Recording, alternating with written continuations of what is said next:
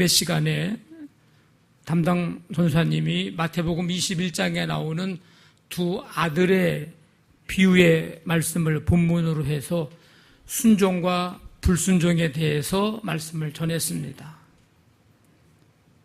말로는 하겠다고 했지만 불순종한 형, 말로는 싫다고 했지만 나중에 뉘우친 동생의 순종,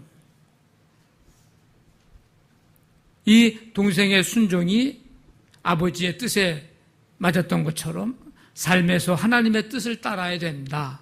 이런 내용을 가지고 그 비유의 말씀으로 이제 말씀을 전했습니다.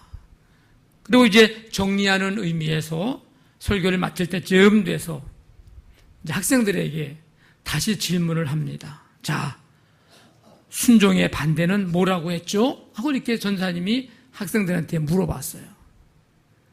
그랬더니 설교 시간 내내 핸드폰을 만지작거리고 있었던 한 학생이 이렇게 대답을 했답니다.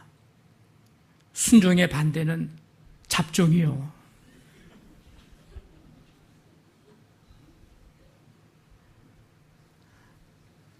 우리가 짧은 시간에 말씀을 듣는데 이 말씀을 집중해서 들어야 됩니다.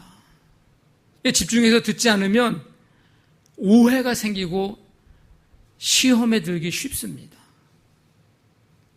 왜냐하면 졸다가 듣고 딴 생각하다가 듣고 딴짓하다가 들으면은 그 말씀만 가지고 해석을 하게 되기 때문에 잘못하면 오해와 시험 들기 딱 좋아요. 그래서 하나님의 말씀을 제대로 듣지를 못합니다. 여러분들이 처음부터 끝까지 이 짧은 시간이지만 말씀을 집중해서 잘 듣기를 바랍니다. 우리 8월 한 달 동안 또 이제 힘있게 살아가야 하는데 주님이 내 목자 되심을 오늘 우리 찬송을 통해서 고백을 했는데 그 하나님이 우리 목자 되심을 믿고 이제 우리 8월 한 달 동안에 주 안에서 승리하기를 우리 함께 옆에 분하고 격려하고 또 함께 인사를 나누겠습니다. 8월 한 달 동안 주님 안에서 승리하시길 바랍니다. 네, 정말 그렇게 되길 바랍니다. 네. 우리아를 죽이고 밧세바를 아내로 맞아들인 다윗, 그 행위를 악하게 보신 하나님, 이제 나단 선지자를 다윗에게 보냅니다. 나단은 다윗에게 한 가지 비유를 이제 전하게 됩니다. 그 비유의 내용은 이런 내용이에요. 어떤 성읍에 양과 소가 많은 부자와 아무것도 없고 작은 암양 새끼 한 마리뿐인 가난한 사람이 살았습니다. 가난한 자는 이 암양 새끼를 마치 딸자식같이 키웠습니다. 어느 날 어떤 행인이 이 부잣집에 오게 됐는데 이 부자는 그 행인을 위해서 이제 대접을 하려고 하는데 자신의 많은 양과 소, 그거를 아끼고 오히려 가난한 사람의 암양 새끼를 뺏어다가 자기의 손님을 대접했습니다. 이 이야기를 나단이 지금 다윗에게 하는 거예요. 그 이야기를 듣고 있었던 다윗이 화가 났습니다. 그래서 뭐라고 얘기하냐면 여호와의 살아계심을 두고 맹세하노니 이 일을 행한 사람은 마땅히 죽을 자라. 그가 불쌍히 여기지 아니하고 이런 일을 행하였으니 그 양 새끼를 4배나 갚아 주어야 하리라. 화가 나가지고 이런 일이 어떻게 있을 수 있냐고 그러면서 막 그냥 이렇게 얘기를 합니다. 다윗이 화를 내면서 이렇게 말하는 모습을 앞에서 지켜보고 있었던 나단은 그 다윗에게 이렇게 말합니다. 당신이 그 사람이라. 화낼 거 없어. 바로 당신이 그 부자와 같은 사람이라고 그렇게 나단 선지자가 다윗 왕에게 이야기를 했습니다. 대단한 거죠. 왕권이 강력한 때에 말 한마디 잘못하면 그냥 죽어나가야 될 수밖에 없는 그런 시대에 다윗 왕 앞에 당신이 그 사람이라고 안전히 창피를 줘도 그렇게 줄 수 없을 만큼. 그러고 나서 이 나단이 당신이 그 사람이라 이야기하면서 하나님께서 하신 말씀을 그대로 전해줍니다. 그 내용이 7절부터 10절에 있는 말씀입니다. 내가 너를 이스라엘 왕으로 기름 붓기 위해서 너를 사울의 손에서 구원하고, 다윗이 10년 동안 사울에게 쫓겨다녔거든요. 근데 하나님께서 그 손에서 구원해 주셨습니다. 내 주인의 집을 주고 내 주인의 아내를 내 품에 두고 이스라엘과 유다 족속을 내게 다 맡겼다. 이 나라를 너에게 다 맡겼다는 거예요. 만일 그것이 부족하였을 것 같으면 내가 이것저것을 더 주었으리라. 만약에 네가 부족하다고 느껴서 하나님 이런 게 부족합니다, 저런 게 부족합니다 그러면 아마 다 더 줬을 거라고. 그런데 어찌하여 네가 여호와의 말씀을 업신여기고 나 보기에 악을 행하였느냐. 부족하면 말하지, 없으면 없다고 얘기를 하지, 어떻게 해서 나를 이렇게 업신여기고 이렇게 내 말을 업신여기며 악을 행했느냐고. 내가 칼로 햇사람 우리아를 치되 암몬 자손의 칼로 죽이고. 이건 뭐예요? 다윗이 직접 우리아를 죽이지는 않았습니다. 근데 전장에 앞장서서 나가서 싸우도록 해가지고 상대방 적군인 암몬 족속의 칼에 의해서 우리아가 죽게 되는 그 계략을 꾸몄거든요. 이거는 곧 다윗이 죽인 거나 마찬가지입니다. 그의 아내를 빼앗아 네 아내로 삼았도다. 이제 내가 나를 업신여기고 햇사람 우리아의 아내를 빼앗아 내 아내로 삼았은즉 칼이 내 집에서 영원토록 떠나지 아니하리라. 당신이 그 사람이라고 이야기하면서 하나님께서 하신 말씀을 그대로 전합니다. 나단이 겉으로는 몰라도 속으로는 얼마나 두려워하면서 떨면서 이 얘기를 했을까. 그런데 한마디 더 합니다. 11절 12절에서 보라, 내가 너와 네 집에 재앙을 일으키고 내가 내 눈앞에서 내 아내를 빼앗아 이웃들에게 주이니 사람들이 네 아내와 더불어 백주에 동침하리라. 너는 은밀히 행하였으나 나는 온 이스라엘 앞에서 백주에 이 일을 행하리라. 하나님의 말씀을 대언한 이 나단 앞에서 다윗은 죄를 인정하며 고백합니다. 내가 여호와께 죄를 범하였노라. 다윗은 본래 하나님의 마음에 맞는 사람이었습니다. 사무엘에게 기름 부음을 받은 후 사무엘상 16장에 보니까 기름 부음을 받을 때 여호와의 영이 감동됐다 그랬어요. 하나님의 영이 임했습니다. 왕이 된 다음에 가장 먼저 한 일이 예루살렘의 법궤를 모셔오는 일. 이것은 무슨 얘기냐면 하나님 중심으로 이 나라를 통치하겠다고 하는 그런 고백이나 마찬가지입니다. 다윗은 그런 사람이었어요. 그런데 어느 틈엔가 죄에 빠지고 말았습니다.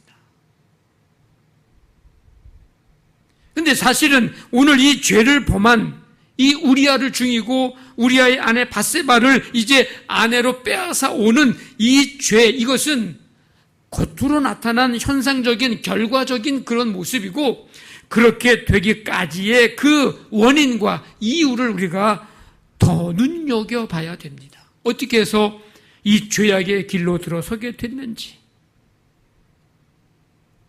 어떻게 해서 이 죄악의 길에 빠지게 됐는지, 그 이유는 하나님의 임재의식을 잃어버렸기 때문입니다. 우리가 언제 죄의 길로 들어서게 되는가? 하나님의 임재의식을 잃어버릴 때입니다. 이게 왜 그렇게 중요하는가? 하나님의 임재의식을 가지고 사느냐, 그렇지 않느냐?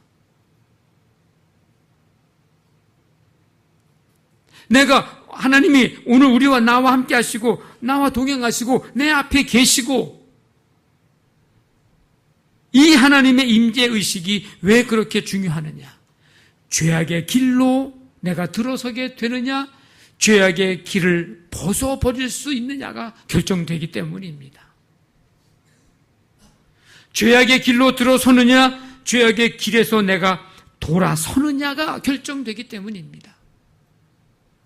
내가 그 죄에 빠지느냐, 아니면 그 죄에서 내가 그 죄에 빠지지 않느냐, 이것이 결정되기 때문입니다. 다윗은 정욕의 유혹에 넘어갔지만 요셉은 정욕의 유혹에 넘어가지 않고 그 유혹을 넘어섰습니다. 창세기 39장에 내가 어찌 이 큰 악을 행하여 하나님께 죄를 지으리이까? 하나님 앞에 서 있는 이 의식, 이것이 요셉을 죄에 빠지지 않도록 붙들어 줬습니다. 신앙생활을 하다 보면은 내가 하나님을 붙들고 가는 것 같은데 하나님이 나를 붙잡고 계시다는 사실을 우리는 인정하게 됩니다. 내가 말씀 붙잡은 것 같은데 신앙생활을 하다 보면 말씀이 나를 붙들고 있습니다.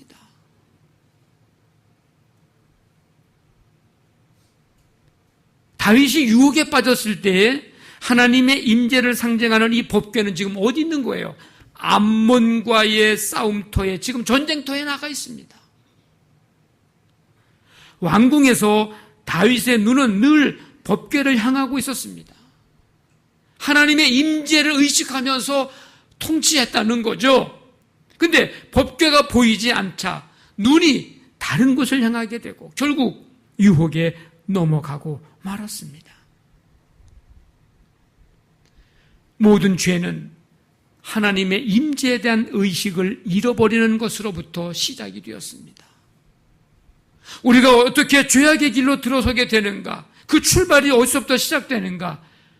하나님의 임재의식을 우리가 잃어버릴 때 우리는 죄악의 길에 들어서게 되고 죄악에 빠지게 되는 것입니다. 우리의 모든 것, 우리의 모든 행위를 보고 알고 계시는 하나님, 그 하나님에 대한 임재의식을 잃어버린 순간 사단이 마음에 가득하여 성령님도 속이고 사람도 속이는 행동을 해서 함께 죽임을 당한 부부가 있습니다. 사도행전 5장에 나오는 아나니아와 삽비라 부부가 바로 그들입니다. 하나님은 우리의 모든 것, 우리의 모든 행위를 보고 계십니다. 우리의 모든 것, 우리의 행위를 알고 계십니다. 이 하나님의 임재의식이에요.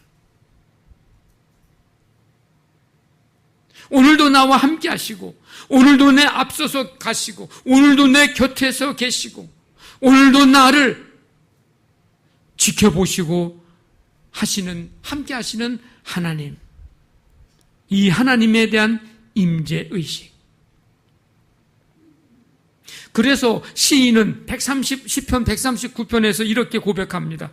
주께서 나의 앉고 일어서심을 아시고 멀리서도 나의 생각을 밝히 아시오며 나의 모든 길과 내가 눕는 것을 살펴보셨으므로 나의 모든 행위를 익히 아시오니 여호와여 내 혀의 말을 알지 못하시는 것이 하나도 없으시니이다.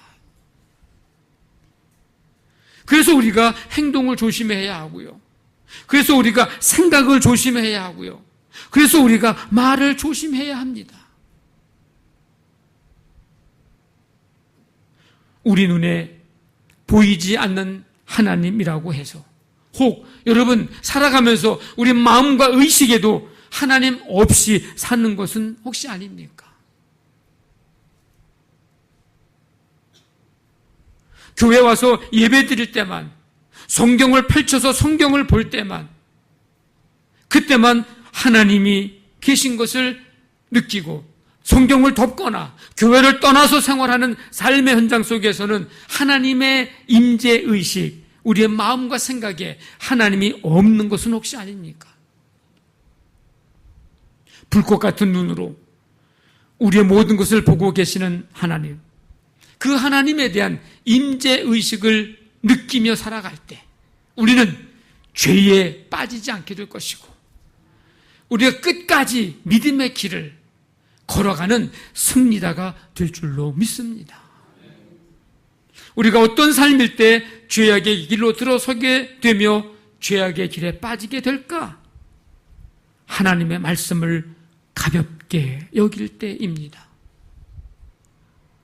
오늘 말씀 표현대로 한다면 업신여길 때입니다. 오늘 다윗이 범한 죄는 분명히 십계명에 기록된 말씀입니다. 그 십계명에 있는 계명들입니다.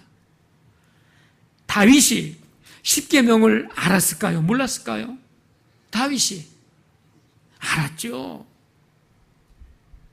이거 모르는 유대인들은 없습니다.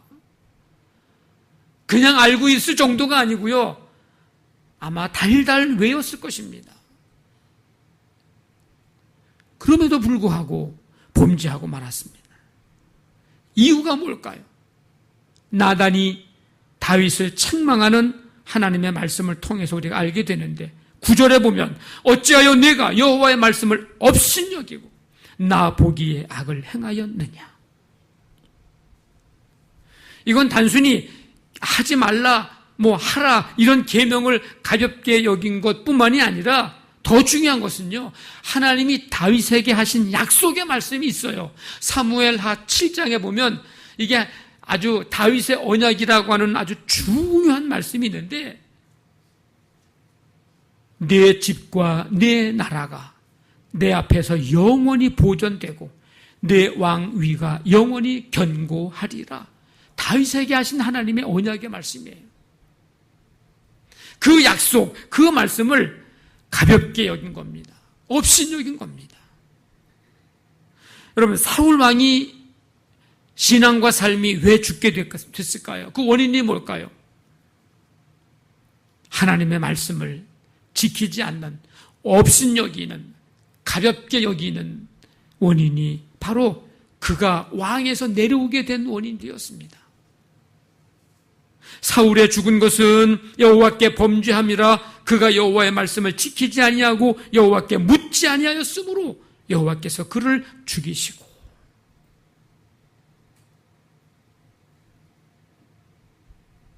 말씀을 지키지 않는 것도 범죄지만 하나님께 묻지 않는 것도 범죄입니다. 그래서 자기는 왕으로서 권력을, 최고의 권력을 가진 사람 아닙니까? 그러니까 왕으로서 자기 마음대로 하고 싶은 대로 한 거예요. 하나님이 그걸 보시고 네가 나를 업신여겼으니 나도 너를 버리노라 그랬어요. 네가 내 말을 버리니 나도 너를 버린다고 말씀합니다. 아담과 하와가 타락해서 에덴 동산에서 쫓겨나는데 그 이유가 뭡니까? 하나님의 말씀을 업신여겼습니다. 에덴 동산 중앙에 있는 선악을 알게 하는 나무 열매는 먹지 말라. 네가 먹는 날에는 반드시 죽으리라. 하나님 말씀이에요. 근데 그 말씀을 업신여기고 간교한 뱀의 유혹에 넘어가서 하나님의 말씀을 존중히 여기고 존귀히 여겨야 할 아담과 하와가 뱀의 말을 오히려 더 귀하게 여기고 그 말을 듣고 하나님의 말씀은 업신여기고 가볍게 여김으로 말미암아 유혹에 넘어가 범죄하고 말았습니다. 소돔과 고모라 성이 멸망당할 때에 함께 멸망당한 사람들이 있는데 바로 롯의 두 사위들입니다. 하나님께서 이 성을 멸하실 것이니 일어나 이곳에서 떠나라. 롯을 통해서 말씀을 전해 듣게 됐는데 그 말씀을 들은 두 사위는 그 말을 농담으로 여겼기 때문입니다. 우리가 죄의 유혹에 쉽게 넘어가는 이유는 하나님의 말씀을 가볍게 여기기 때문입니다. 업신여기기 때문입니다.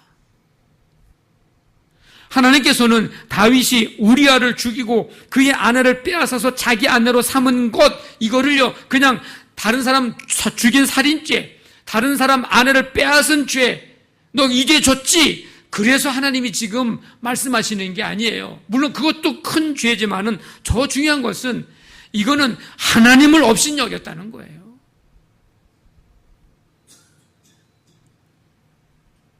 여러분, 다윗이 어떤 사람이었어요? 소년 시절에 블레셋 장군 골리앗, 이 골리앗과의 싸움이 무모한 싸움 아닙니까? 근데 그 싸움에 나선 사람이에요. 왜? 이유는 딱 한 가지입니다. 골리앗의 입에서 나오는 말이 하나님의 이름을 모욕하는 말이에요. 다른 거는 다 참아도 하나님을, 자기 다윗 앞에서 하나님을 모욕하는 말은 참을 수가 없었어요. 그래가지고 붕괴합니다. 그랬던 다윗이에요. 근데 지금 뭡니까? 자기가 하나님의 말씀을 업신여기고 있는 사람이 되었습니다. 그래서 오늘 엄청난 하나님의 심판의 말씀을 듣게 되었습니다. 여러분, 하나님의 말씀에 귀 기울이시기를 바랍니다. 가볍게 여기거나 여러분 농담으로 여기지 마십시오. 예수님께서 사단의 유혹을 이기신 일이 우리의 삶에서도 경험되기를 혹시 원합니까? 우리의 영혼을 죽게 하고 신앙을 파괴하는 것들에서 우리가 승리하기를 원합니까? 그렇다면 하나님의 말씀에 귀 기울여야 하고 하나님의 말씀을 가볍게 여기지 말아야 합니다. 왜? 예수님도 사단의 유혹을 말씀으로 이기셨거든요.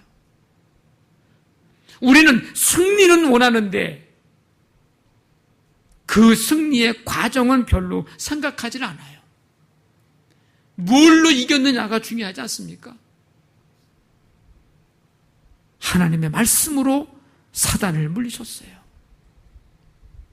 하나님의 말씀은 죄악의 침입을 막고 우리를 공격해오는 세상과 죄악으로부터 우리의 삶을 방어하는 방패막입니다. 모세가 죽고 여호수아가 지도자가 돼서 백성들을 이제 가나안 땅으로 이끌어야 되는데 여러분 얼마나 두렵습니까? 내가 이제 새로운 지도자가 돼서 이 200만 명의 많은 이 군사들을, 많은 백성들을 이제 가나안 땅으로 인도해야 되는데 이 얼마나 두렵고 떨리는 일이에요. 하나님이 그걸 모르실까요? 아시고서 이렇게 말씀합니다. 내 율법책을 내 입에서 떠나지 말게 하고 그것을 주야로 묵상하여 기록된 대로 지켜 행하면 내 길이 평탄하게 될 것이고 네가 형통하리라. 내 입에서 떠나지 말게 하고 주야로 그것을 묵상해라. 하나님의 말씀을 경히 여기지 말고 하나님의 말씀을 업신여기지 말고 내 말대로 행하면 너 평탄하게 되고 너 형통하게 될 것이다. 하나님이 이기는 방법, 승리의 방법, 형통의 방법을 분명하게 여호수아에게 말씀해 주셨습니다. 여러분, 죄에 빠지는 것은 순간이에요. 여러분들이 지금까지 살아온 신앙의 집을 이걸 잘 지어온 것, 이거 무너지는 것은 순간이에요. 순간. 잠깐의 방심으로 그렇게 될 수 있습니다. 근데 결과는 엄청난 대가를 치러야 합니다. 고통이고 아픔이고 괴로움이고. 그래서 아예 죄에 빠지지 말아야 되고 죄의 길에 들어서지 말아야 합니다. 그러려면 하나님의 임재의식을 가지고 살아야 합니다. 하나님의 말씀을 가볍게 여기지 마시고 귀히 여기고 존중히 여기고 청종해야 합니다. 여기에 우리의 살 길이 있고 승리의 길이 있습니다. 우리 모두 앞, 뒤, 좌우에서 상황과 환경 가운데 교묘하게 다가오는 그 유혹에 빠지지 말고 그 길에 들어서지 말고 능히 넉넉히 물리치며 이기는 삶, 승리하는 삶 되시기를 주님의 이름으로 간절히 축원합니다. 아멘.